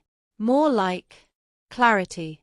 The fog had lifted, and I could finally see the landscape for what it was. My phone buzzed. A text from Jennifer. Drinks tomorrow after work? The exec team wants to celebrate your first 2 weeks. You've already made more progress than our last 3 consultants combined. I smiled and wrote back, I'll be there. That night, I went back to my apartment and stood at the window, looking out at German villages, brick streets and old-fashioned lampposts. Somewhere in this city, Marcus was probably sitting in a hotel room, processing everything I'd said. Somewhere back home, Vanessa was starting her new life in another state. Somewhere in my past, the woman I used to be was folding laundry and swallowing resentment and convincing herself it was love. But here, now, in this moment, I was Caroline Mitchell. Not someone's wife, not someone's maid, not someone's afterthought. Just me. Complicated, angry, rebuilding, free. And that was enough. Actually, it was more than enough. It was everything. The real surprise wasn't that I'd left or that I'd found success or even that Marcus had finally woken up. The real surprise was simpler and more profound. I didn't need him to validate me anymore. I didn't need anyone to validate me. I could stand in my own light and feel warm. That was the revelation. That was the revenge. Not making them suffer, but making myself matter again. And it was the sweetest victory I'd ever tasted. 3 months into the Columbus project, I barely recognized my own life. In a good way. The kind of unrecognizable that happens when you stop living for other people and start living for yourself. I'd restructured Hartman's entire supply chain, negotiated new procurement contracts that saved them $1.9 million annually, and implemented a communication system that reduced interdepartmental conflicts by 60%. The numbers were undeniable. The results were measurable. And my reputation, the one I'd buried under 3 years of domesticity, was being rebuilt stronger than before. Jennifer had started introducing me as the consultant who saved our asses, which wasn't hyperbole. Hartman's Q1 projections were up 22% from the previous year. The board was thrilled. Employees who'd been skeptical at first were now asking my opinion on everything from workflow optimization to office culture. Even Derek Paulson had grudgingly admitted I might know what I'm talking about. But the real shift wasn't professional. It was personal. I'd started going to therapy. Twice a week, sitting in a small office with a woman named Dr. Patricia Reeves who didn't let me hide behind polite explanations or diplomatic phrasings. She made me say the hard things. I was angry. I felt betrayed. I'd enabled my own erasure because I'd been taught that sacrifice was love and boundaries were selfish. You spent 3 years trying to earn love that should have been freely given, she said during one session. That's not partnership. That's a hostage situation where you're both the hostage and the negotiator. She was right. About all of it. And slowly, session by session, I started to untangle the knot of beliefs that had kept me stuck, that I had to be useful to be valuable, that asking for things made me demanding, that disappearing was easier than disappointing people. Marcus and I were complicated. He'd taken my advice about therapy. Started seeing someone in our hometown, working through his own stuff, childhood issues with his mother, who'd apparently been hypercritical and emotionally withholding, patterns he'd unconsciously replicated in our marriage. He texted me updates sometimes, not asking for praise, just sharing. It felt different. More honest. He visited Columbus once a month, always asking first, always respecting when I said no. When I said yes, we'd have dinner, nothing fancy, just quiet conversations where we were learning each other again. Or maybe learning each other for the first time. I'm not ready to come home, I told him during one of those dinners in February. I don't know if I'll ever be ready. I know, he said. I'm not asking you to. I'm just asking for the chance to prove I can be different. Prove it to yourself first, I said. Then we'll talk. Vanessa had reached out a few times, emails, mostly long and rambling and full of apologies. I responded once, keeping it brief. I appreciate the apology. I need more time. She didn't push, which was growth for her. But the reckoning, the real moment that changed everything, came in March. I was back home for a long weekend, packing more professional clothes because the Columbus project had been extended another 3 months. The house felt like a museum, full of artifacts from a life I'd outgrown. I was in the bedroom, sorting through my closet, when Marcus came in. "Can we talk?" he asked. I looked at him. He'd lost weight, I noticed. Not in an unhealthy way, just like he'd stopped stress eating and started taking care of himself. "Sure." He sat on the edge of the bed, hands clasped between his knees. "I've been thinking about what you said. About not knowing if you can come back. And I realized something." "What?" "You shouldn't come back. Not to this." He gestured around the bedroom. "Not to this version of us. It's broken, and trying to go back to it would just break us both again." I stopped folding clothes. "What are you saying?" "I'm saying maybe we need to start over. Completely. Not picking up where we left off, but building something new from scratch. New rules. New expectations. New everything." "That sounds like a lot of work," I said carefully. "Good relationships are a lot of work," he said. "I just didn't realize that before. I thought marriage was supposed to be easy, that love meant never having to try. But that's bullshit. Love is trying every single day. It's seeing someone and choosing them and doing the work to be worthy of being chosen back." I sat down next to him. "When did you get wise?" "About $200 in therapy sessions ago," he said, and I laughed. Actually laughed, for the first time in his presence in months. "Marcus, I need you to understand something," I said. "Even if we rebuild this, even if we figure out how to be partners, I'm not going to be the woman I was. That woman is gone." "I know," he said. "And honestly, I'm glad.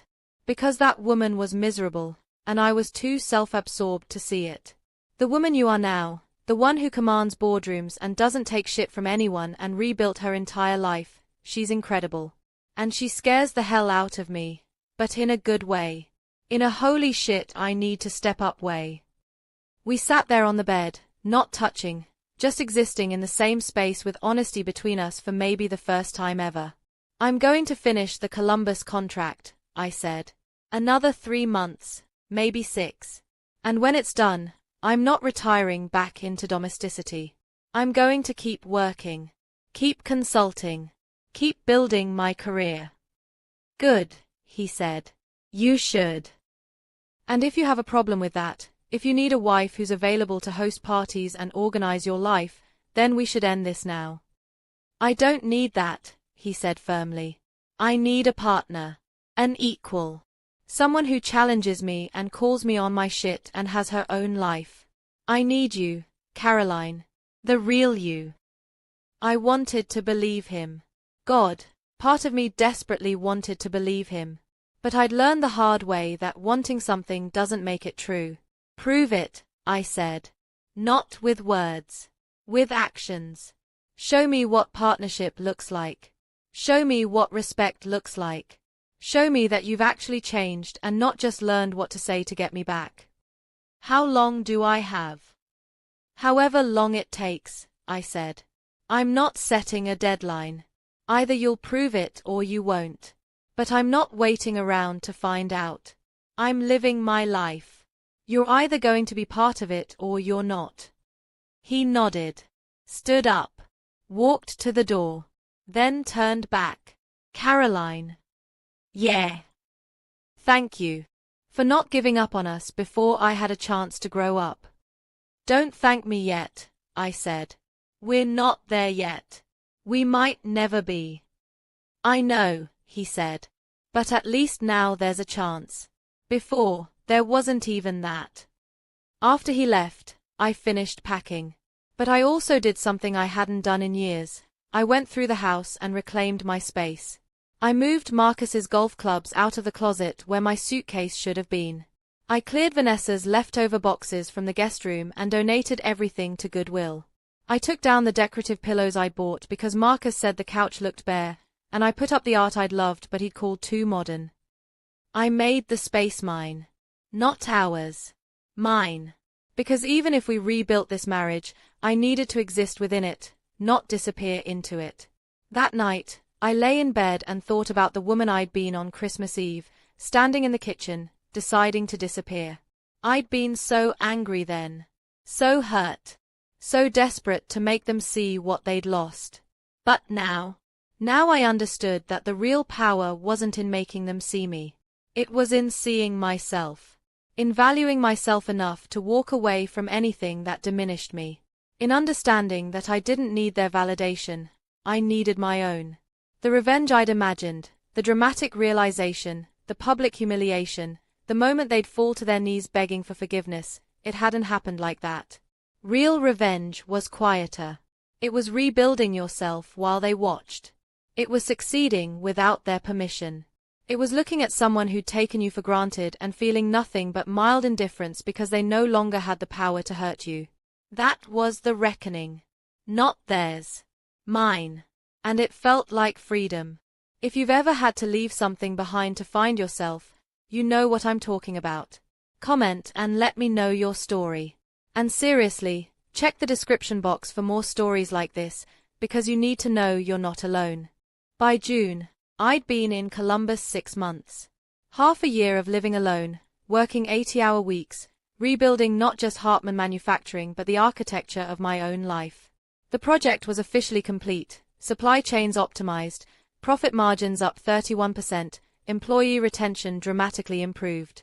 Jennifer had already asked me to stay on as a permanent consultant, which meant more projects, more complexity, more of the career I'd thought I'd lost forever. I said yes without hesitation. Richard had flown in for the final presentation to the board, mostly to bask in the reflected glory of having brought me on. Afterward, we went to dinner at an upscale restaurant downtown, the kind with cloth napkins and wine lists that require a sommelier. You know, Richard said, raising his glass, when you left Meridian 3 years ago, I thought we'd lost you for good. I'm glad I was wrong. I'm glad too, I said. And I meant it. Not just the career part, but the me part. The woman I'd become through leaving and returning and refusing to apologize for it. I've got another project for you, Richard continued. Seattle. Tech startup that's expanding too fast and hemorrhaging cash. 6-month contract. Maybe longer. Interested? Seattle. Across the country. Another city, another project, another opportunity to be Caroline Mitchell, consultant, instead of Caroline Mitchell, Marcus's wife. Can I think about it? I asked. Of course. But don't think too long. They want someone by August. I flew home the next day, and I realized as I drove from the airport to the house that I'd stopped calling it home in my head. It was the house.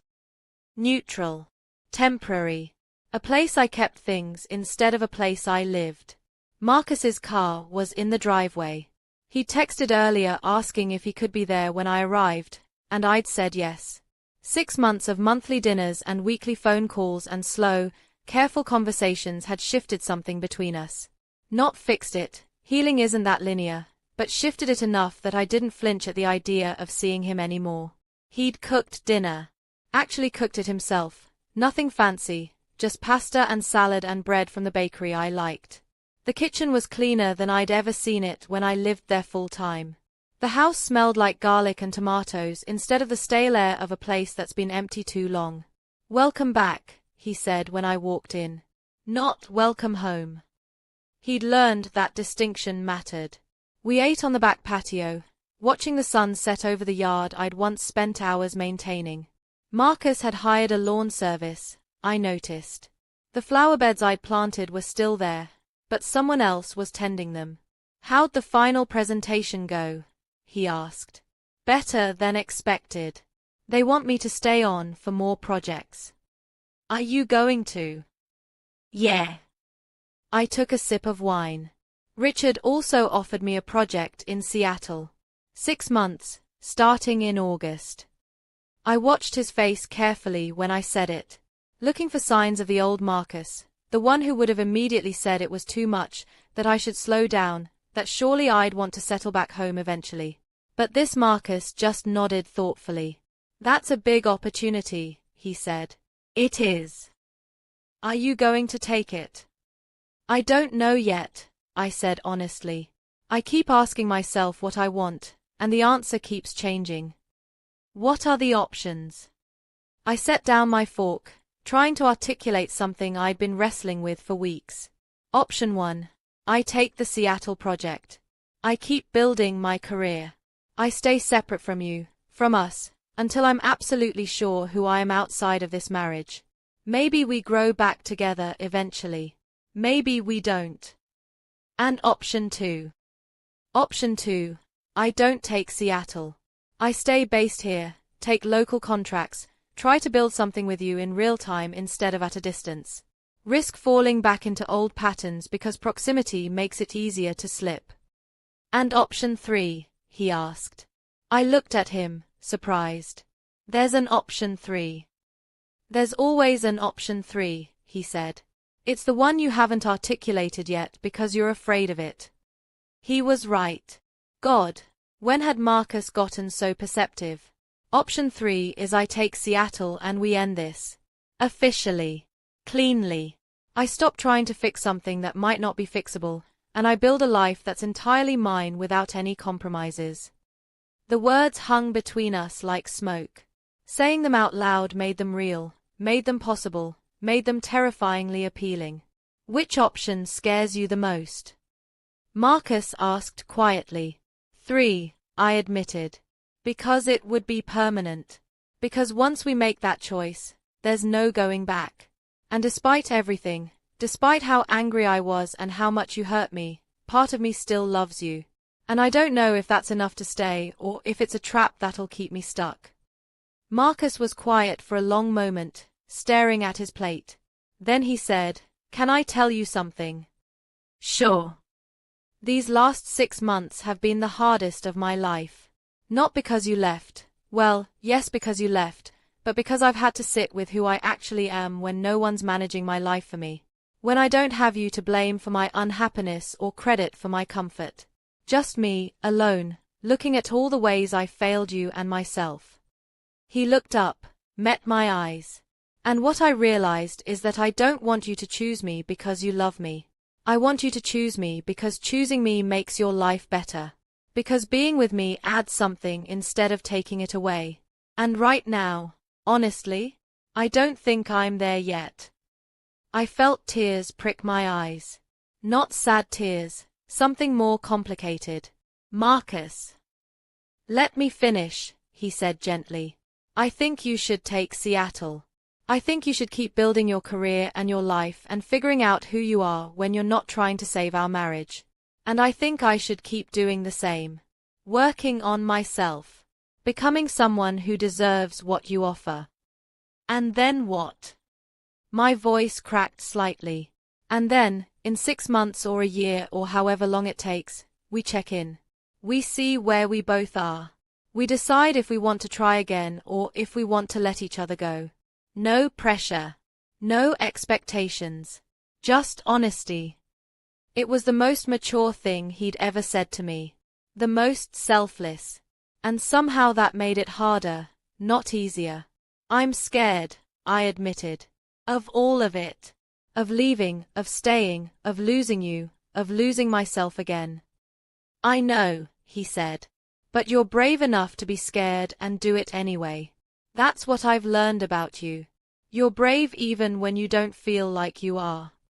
We sat there as the sun finished setting, painting the sky in shades of orange and purple, and I felt something settle in my chest.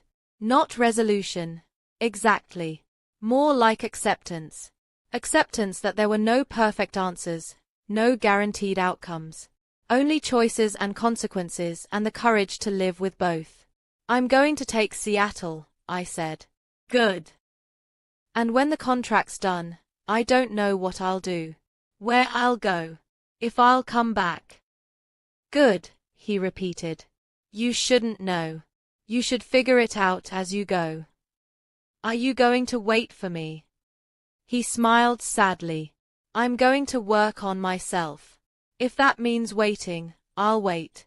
If it means moving on, I'll move on. But either way, I'll be grateful we had the chance to try. I reached across the table and took his hand. He squeezed back, and we sat like that for a while, holding on while knowing we'd have to let go.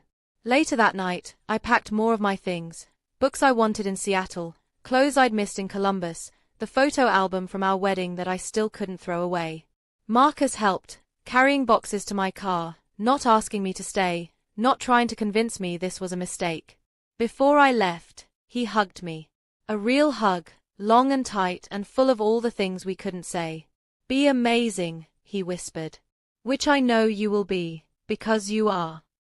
Thank you, I said, for letting me go. Thank you for coming back, even if just for a minute. I drove to a hotel that night, didn't stay in the house, couldn't bring myself to sleep in a bed that held too many memories.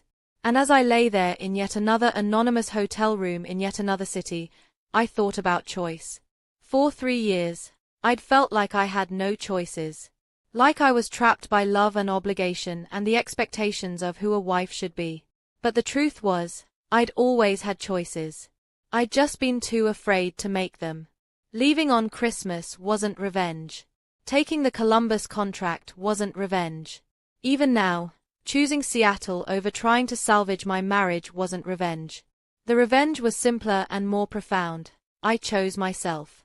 Over and over and over again. And that choice, that continuous, daily, difficult choice to value my own life, was the most powerful thing I'd ever done. Not because it hurt anyone else, but because it saved me. And in the end, isn't that what matters? Not the people who couldn't see us, but the moment we finally see ourselves. It's been 2 years since that Christmas Eve when I walked out of my house and into the life I have now. 2 years of consulting contracts in 6 different cities, of building a reputation as the woman who fixes impossible problems, of learning what it means to exist fully instead of partially. I'm sitting in my apartment in Portland, where I moved after Seattle, after Denver, after that brief stint back in Columbus for a follow-up project, drinking coffee and watching rain streak down the windows. I have a meeting in an hour with a new client, a manufacturing firm that's on the brink of bankruptcy and needs someone to perform corporate triage. It's the kind of challenge I live for now. My phone buzzes. A text from Marcus. Saw your profile in Forbes. The consultant who saves dying companies. I'm proud of you. We text maybe once a month now. Friendly, distant, the kind of relationship you have with someone who used to be your person but isn't anymore. We signed divorce papers 8 months ago, not out of anger or resentment, but out of acceptance. We'd both changed into people who didn't fit together anymore, and that was okay. More than okay. It was necessary. I write back, thanks. How's the new practice going? He'd left Sharp Law Associates 6 months after I'd left for Seattle, started his own firm focused on pro bono work and cases he actually cared about instead of just billable hours. Therapy had done that, made him question what success actually meant. His response, good. Exhausting but good.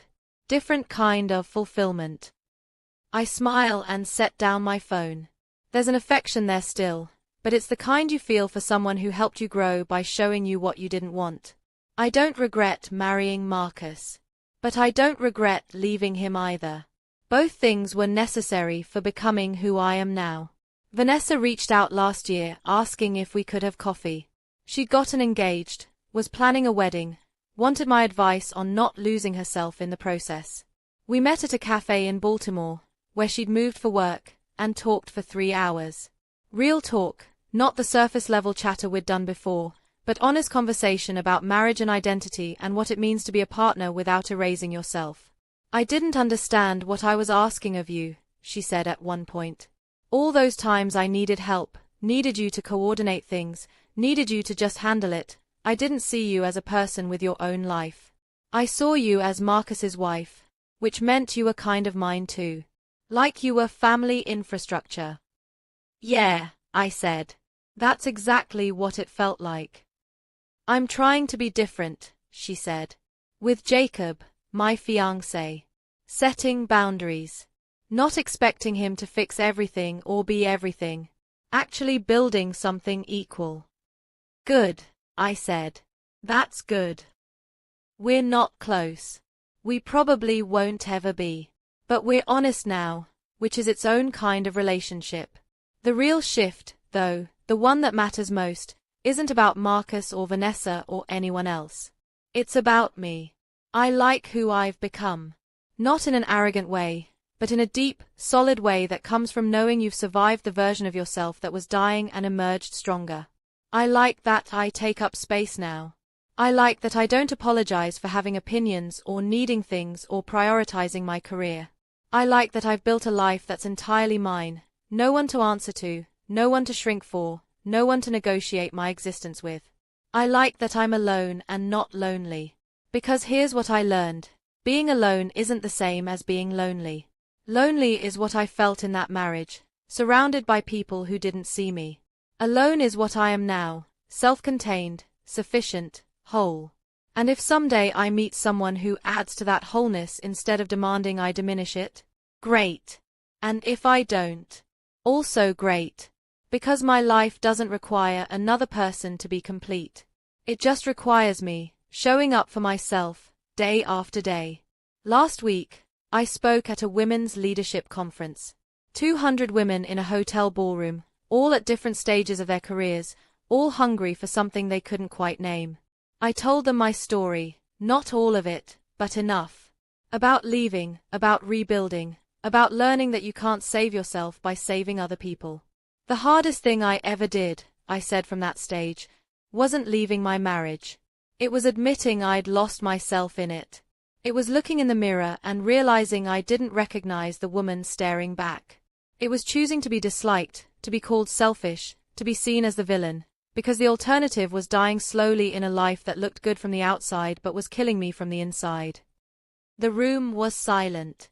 That heavy, emotional silence that means people are really hearing you.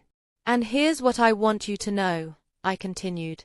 You don't have to set yourself on fire to keep other people warm. You don't have to be palatable or accommodating or small. You can take up space. You can have boundaries. You can choose yourself over and over again, and that doesn't make you selfish, it makes you wise. The applause afterward was thunderous. But what stayed with me were the women who came up afterward with tears in their eyes, saying, "That's my story," or "I needed to hear that," or "I'm going to leave." I gave them my contact information. Told them to reach out if they needed support or advice or just someone who understood. Because that's the other thing I've learned, our stories matter. Not because they're unique, they're not, unfortunately, but because they're shared. Because every woman who's ever felt invisible or diminished or trapped needs to know she's not alone and she's not crazy and it's okay to want more than survival. My mother's earrings sit on my dresser, the ones she gave me when I graduated business school. I wear them to every important meeting now, these little pearls that remind me someone once believed I could do anything. And they were right. I can. I am. Sometimes I think about the woman I was on Christmas Eve, standing in that kitchen, making the decision to leave. How scared she was. How angry. How desperate for someone to finally see her. And I want to tell her, they'll never see you the way you need to be seen. But that's okay. Because you're about to see yourself, and that's the only vision that matters. If I could go back and tell her anything, it would be this: you're not being dramatic. You're not being selfish. You're being brave. And that bravery will save your life. But I can't go back. None of us can. We can only move forward, carrying the lessons and leaving behind the weight. So here I am. 2 years later. 36 years old. Successful. Free. Whole. Living in a city I chose. Doing work I love. Building a life that's entirely mine. The woman my husband treated like a maid until the CEO they wanted to impress called me boss, not because I needed their validation, but because I'd finally validated myself. And that choice to stop waiting for recognition and start recognizing myself, that was the real revenge. Not against Marcus or Vanessa or anyone else. Against the part of me that had believed I needed to be small to be loved.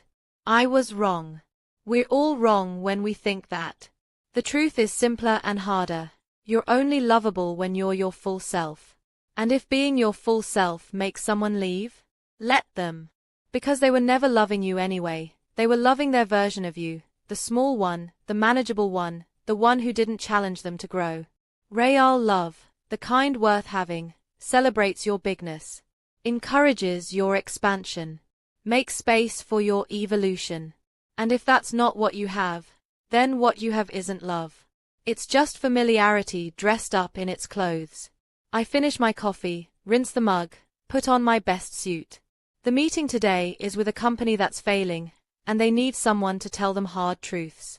Someone who isn't afraid of being disliked. Someone who values results over approval. They need someone exactly like me. I check my reflection one last time. Sharp, polished, ready. My mother's earrings catch the light. I touch them briefly, a talisman, a reminder.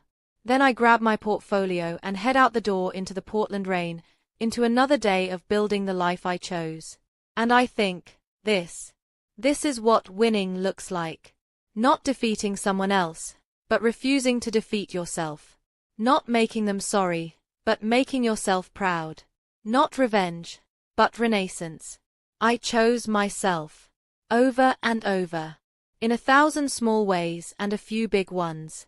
And that choice built the life I have now. Complicated, imperfect, entirely mine. And I wouldn't trade it for anything. Not even the fantasy of what I thought I wanted when I stood at that altar in my mother's earrings, promising forever to someone who never learned to see me. Because here's the final truth, the one that matters most, I see me now. Finally, fully, unapologetically. And that vision, that clear-eyed recognition of who I am and what I'm worth, is more valuable than any relationship that requires me to look away from myself to maintain it.